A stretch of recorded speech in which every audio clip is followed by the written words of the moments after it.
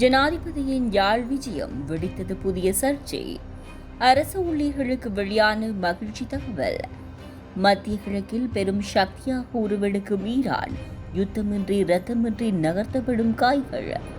விவசாயிகளுக்கு வங்கிகளுக்கு வரும் பணம், வெளியான முக்கிய அறிவிப்பு. நாட்டுக்கு வரவுள்ள புதிய வாகனங்கள், பாவித்த வாகனங்களின் விலையில் மாற்றம். அமெரிக்காவுக்கு எதிராக களமிறங்கவுள்ள சீனா. இந்த ஆண்டில் லட்சக்கணக்கான விசாக்களை வழங்கவுள்ள ஐரோப்பிய நாடு. கடவுச்சீட்டு அலுவலகத்தை 24 மணி நேரமும் திறந்து வைக்க நடவடிக்கை, அனுர வாக்குறுதி. ஜனாதிபதி அனுரகுமார் திசாநாயக்கவின் யாழ்ப்பாண விஜயம் தொடர்பில் புதிய சர்ச்சையொன்று சமூக ஊடகங்களில் வெடித்துள்ளமை தொடர்பில் ஸ்ரீலங்கா விமானப்படை அதற்குரிய விளக்கத்தை அளித்துள்ளது. இதன்படி ஜனாதிபதி அனுர தனது அண்மைய யாழ்ப்பாண விஜயத்தின் போது ஸ்ரீலங்கா விமானப்படையின் 3 விமானங்களை பயன்படுத்தியதாக செய்தியொன்று வெளியாகி பெரும் சர்ச்சையை ஏற்படுத்தியது. எனினும் இவ்வாறு பரவிய உண்மைக்கு புறம்பான செய்தி தொடர்பில் பாதுகாப்பு அமைச்சு இன்று பிற்பகல் ஒரு விளக்கத்தை வெளியிட்டது.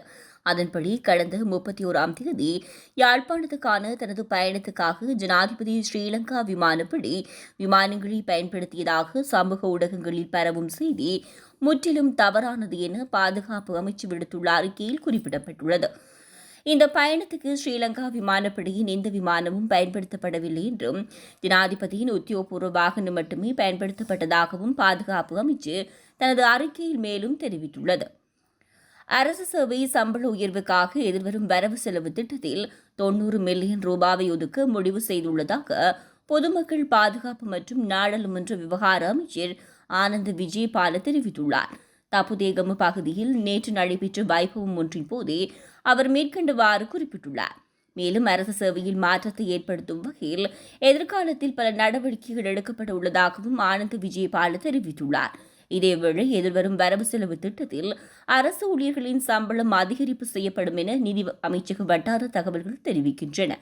இதன் அடிப்படையில் தற்போதுள்ள சம்பள அளவுகளின்படி ரூபாய் 7,500 முதல் 10,000 வரையிலான தொகை அடிப்படை சம்பளத்தில் சேர்க்கப்பட உள்ளதாகவும் குறிப்பிடப்பட்டுள்ளது. ஈரானின் புரட்சிகர காவல்படை தெற்கு கடற்கரையில் மின்னணு போர் வசதிகளுடன் கூடிய புதிய நிலத்தடி ஏவுகணை நகரத்தை அறிமுகப்படுத்தியுள்ளதாக அந்நாட்டு ஊடகங்கள் தெரிவிக்கின்றன. கடந்த வாரங்களில் ஈரான் தனது அணுசக்தி திட்டம் தொடர்பாக அமெரிக்காவுடனான பேச்சுவார்த்தைகளை மீண்டும் உயிர்ப்பிக்கும் நோக்கில் ஏராளமான ராஜதந்திர நடவடிக்கைகளுடன் இணைந்து நிலத்தடி ஏவுகணை நகரங்கள் தொடர்ந்து வெளியிட்டு வந்தது.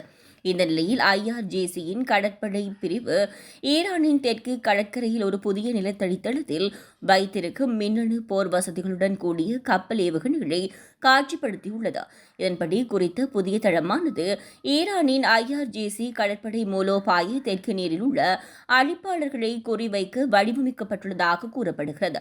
நிலத்தடி தளத்தில் நிலைநிறுத்தப்பட்டுள்ள மேம்படுத்தப்பட்ட ஏவுகணைகள் மின்னணு போரை எதிர்கொள்ளும் வகையில் பொருத்தப்பட்டுள்ளதாகவும் குறுகிய நேரத்தில் செயல்படுத்தக்கூடியவை என்றும் தெரிவிக்கப்படுகிறது. மேலும் ஏவுகணைகள் பொருத்தப்பட்ட டஜன் கணக்கான தாக்குதல் படகுகள் இந்த தளத்தில் இருப்பதாக சர்வதேச ஊடகங்கள் செய்தி வெளியிட்டுள்ளன. எவ்வாறெனினும் ஈரான் தனது நிலத்தடி மற்றும் களி ஏவுகணை நகரங்களின் ஒரு சிறிய பகுதியை மட்டுமே வெளியிட்டதாக ஈரானிய அரசு தொலைக்காட்சி குறிப்பிட்டுள்ளது. இவ்வாறு பின்னணியில் ஈரானிய ராணுவத்தின் தலைமை தளபதியும் துணை ஒருங்கிணைப்பாளருமான அட்மிரல் ஹபிபுல்லா சயாரி தனது நாடு எந்தவொரு அச்சுறுத்தலையும் அவை எங்கிருந்து தோன்றினாலும் எதிர்கொள்ள முழுமையாக தயாராக உள்ளது என தெரிவித்துள்ளார். பருவமழை காலத்தில் ஏற்பட்டு பயிர் இழப்பீடுகளுக்கான இழப்பீடு விவசாயிகளுக்கு வழங்கப்பட்டு வருகிறது. கடந்த மாதம் 28ஆம் தேதிக்குள் விவசாயிகள் இழப்பீடு பெறவில்லை என்றால் 1918 என்ற தொலைபேசி எண்ணை தொடர்பு கொள்ளுமாறு வேளாண்மை மற்றும் விவசாயிகள் காப்பீட்டு நிறுவனத்தின் தலைவர் பிரேமசிறி ஜசிங்கராஜி கேட்டுக் கொண்டுள்ளார். கடந்த ஆண்டு நவம்பரில் ஏற்பட்ட வெள்ளப்பெருக்கு காரணமாக விவசாயிகள் பயிரிழப்பை சந்திக்க வேண்டியிருந்தது. மிக குறுகிய காலத்திற்குள், அதாவது பயிர் சேதம் ஏற்பட்ட சுமார் 2 மாதங்களுக்குள் விவசாயிகளுக்கு பயிர் சேதத்துக்கான இழப்பீடு வழங்க அரசாங்கம் நடவடிக்கை எடுத்ததாக தலைவர் சுட்டிக்காட்டுகிறார். முந்தைய அரசாங்கத்தின் காலத்தில் சிறுபோக பருவத்தில் ஏற்பட்டு பயிர் சேதத்துக்கான கொடுப்பனவுகள் கடந்த மாதம் வரை செலுத்தப்பட்டதாகவும் அவர் குறிப்பிட்டார். பெரும்போக பருவத்தில் ஏற்பட்டு பயிரிழப்புகளுக்கான இழப்பீடு பொலனறுவை, முல்லைத்தீவு மற்றும் வவுனியா மாவட்டங்களைச் சேர்ந்த 6,234 விவசாயிகளின் வங்கிக் கணக்குகளில் செலுத்தப்படும் என்றும் கிட்டத்தட்ட 168 மில்லியன் ரூபாய் வரவு வைக்கப்படும் என்றும் விவசாய மற்றும் விவசாயிகள் காப்பீட்டு சபை அறிவித்துள்ளது. கடந்த மாதம் 28ஆம் திகதிக்கு முன்னர் மற்ற மாவட்டங்களில் பயிரிழப்புகளுக்கு இழப்பீடு வழங்குமாறு கேட்டுக் கொள்ளப்பட்டுள்ளதாக தலைவர் பிரேமசிறி ஜசிங்கராஜி தெரிவித்தார். இந்த பயிர் செய்த இழப்பீடுக்கான கொடுப்பனவு கடந்த 30ஆம் தேதி பொலனறுவை மாவட்டத்தில் தொடங்கியது. கடந்த நவம்பரில் வெள்ளத்தால் சேதமடைந்த பொலனறுவை, முல்லைத்தீவு மற்றும் வவுனியா மாவட்டங்களில் உள்ள விவசாயிகள் 13,376 ஏக்கர் பயிர் நிலங்களுக்கு இழப்பீடு பெறுவார்கள். முதல் கட்டத்தில் 6,234 விவசாயிகளுக்கு கிட்டத்தட்ட 16.8 கோடி வழங்கப்பட உள்ளது. பொலனறுவை, முல்லைத்தீவு மற்றும் வவுனியா மாவட்டங்களில் விவசாயிகளுக்கு சொந்தமான 13,376 ஏக்கர் விவசாய நிலங்களுக்கு இழப்பீடு வழங்க இந்த தொகை பயன்படுத்தப்படும். மகா பருவத்தில் பயிர் செய்த கொடுப்பனவுகளை செய்யும் போது நெல் விவசாயிகளுக்கு முதலில் பணம் செலுத்தப்படும் என்றும் பின்னர் மக்காஞ்சோள விவசாயிகளுக்கு இழப்பீடு வழங்கப்படும் என்றும் தலைவர் கூறுகிறார்.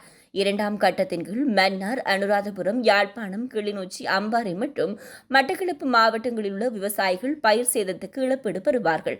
கடந்த ஆண்டு நவம்பரில் ஏற்பட்ட வெள்ளத்தால் மகா பருவத்தில் பயிர் சேதத்தை சந்தித்த விவசாயிகளின் எண்ணிக்கை சுமார் 55,000 ஆகும். மேலும் அளிக்கப்பட்ட விவசாய நிலங்களின் அளவு சுமார் 75,000 ஏக்கர் ஆகும். இதற்காக அரசு 18.5 கோடியை ஒதுக்கியுள்ளது. இந்த ஆண்டு பயிர் செய்த இழப்பீட்டுக்காக ஒதுக்கப்பட்ட தொகை 1 பில்லியன் ஆகும். இழப்பீடு வழங்குவதில் ஏற்படக்கூடிய முறைகேடுகளை தடுக்கும் நடவடிக்கையாக வேளாண்மை மற்றும் விவசாய காப்பீட்டு சபை இந்த இழப்பீட்டுத் தொகையை நேரடியாக சம்பந்தப்பட்ட விவசாயிகளின் வங்கிக் கணக்குகளில் வரவு வைக்க நடவடிக்கை எடுத்துள்ளது. இன்னும் 2 அல்லது 3 வாரங்களில் புதிய வாகனங்கள் நாட்டுக்கு இறக்குமதி செய்யப்பட்டவுடன் பாவித்த வாகனங்களின் விலை 10 முதல் 15 வீதம் வரை குறைவடையும் என இலங்கை வாகன இறக்குமதியாளர் சங்கத்தின் தலைவர் பிரசாத் மாணிக்கே தெரிவித்துள்ளார். குறிப்பிட்ட சில வாகனங்களின் விலைகள் அதிகரிக்கவுள்ள அதேவேளை ஏனைய வாகனங்களின் விலைகள் குறைவடையும் என அவர் குறிப்பிட்டுள்ளார். 3 வருடங்கள் பழமையான ஜீப் மற்றும் கார், 4 வருடங்கள் பழமையான வாகனங்கள் மற்றும் 5 வருடங்கள் பழமையான பேருந்து மற்றும் லோரிகளை இறக்குமதி செய்ய அரசாங்கம் தீர்மானித்திருப்பதை அவர் சுட்டிக்காட்டியுள்ளார். அத்துடன் சொகுசு வரி, இயந்திர சேற்றிறன் மீதான வரி, சுங்கவரி மற்றும் வட் வரி ஆகிய வரிகள் வாகனங்கள் மீது விதிக்கப்படும் என மாணிக்கே தெரிவித்துள்ளார். எவ்வாறாயினும் புதிய சுசுகி வேகன் ஆர் கார் ஒன்றின் விலை 70 முதல் 72 லட்சத்துக்கும், மேனிய வேகன் ஆர் கார்களின் விலை 60 லட்சம் முதல் 70 லட்சத்துக்குள்ளும் காணப்படும் என அவர் குறிப்பிட்டுள்ளார். மேலும் சுசுகி ஆல்டோ கார் ஒன்றின் விலை 35 லட்சம் முதல் 50 லட்சத்துக்குள் காணப்படும் என அவர் தெரிவித்துள்ளார். அமெரிக்கா விதித்த வரி விதிப்புகளுக்கு எதிராக கடுமையான பதிலடியை வழங்குவோம் என்று சீனா எச்சரிக்கை விடுத்துள்ளது. மேலும் அமெரிக்காவுக்கு எதிராக உலக வர்த்தக சபையில் முறையிட்டு வழக்கு தொடர்வோம் என்றும் சீனா எச்சரித்துள்ளது.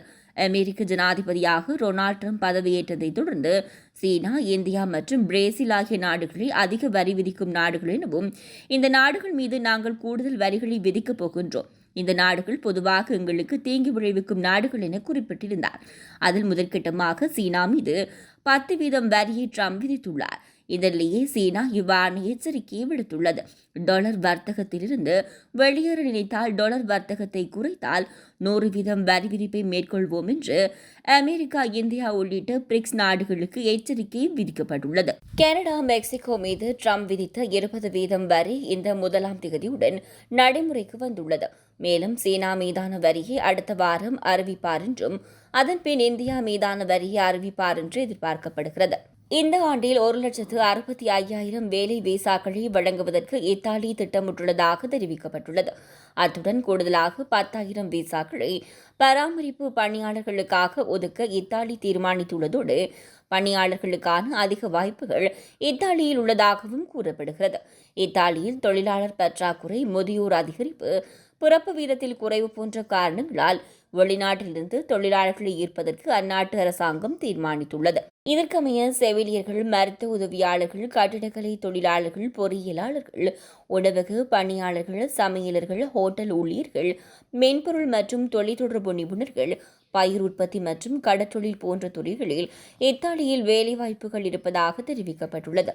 இதற்காக சீசனல் அல்லாத வேலை விசா, சீசனல் வேலை விசா, பராமரிப்பு பணியாளர் விசா, சுயதொழில் விசா மற்றும் EU ப்ளூ கார்டு போன்ற விசா வகைகள் வழங்கப்பட உள்ளன.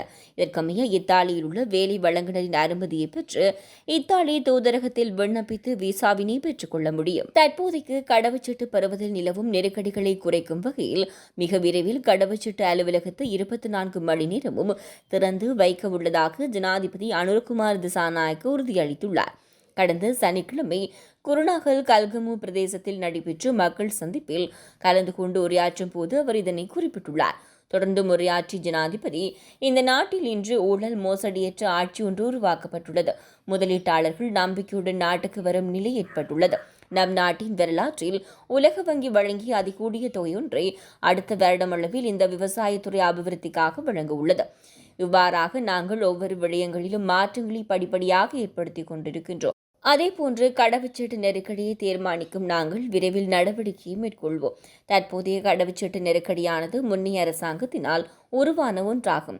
எனினும் அதனை தீர்க்கும் வகையில் விரைவில் 24 மணி நேரமும் கடவுச்சீட்டு அலுவலகத்தை செயற்பட வைப்பதற்கான நடவடிக்கைகளை மேற்கொள்ள உள்ளோம். அதற்காக ஓய்வு பெற்றுள்ள ஊழியர்களை மீண்டும் தற்காலிக அடிப்படையில் சேவையில் இணைத்துக் கொள்ள தீர்மானித்துள்ளோம். அதனூடாக விரைவில் கடவுச்சீட்டு பெறுவதில் உள்ள நெருக்கடிகளை தீர்த்து வைப்போம். இதேபோன்று இந்த வருடத்துக்குள் சுமார் 30,000 பேரை இணைத்துக் கொள்ள எதிர்பார்க்கின்றோம் என்றும் ஜனாதிபதி அனுரகுமார் திசாநாயக்க தெரிவித்துள்ளார்.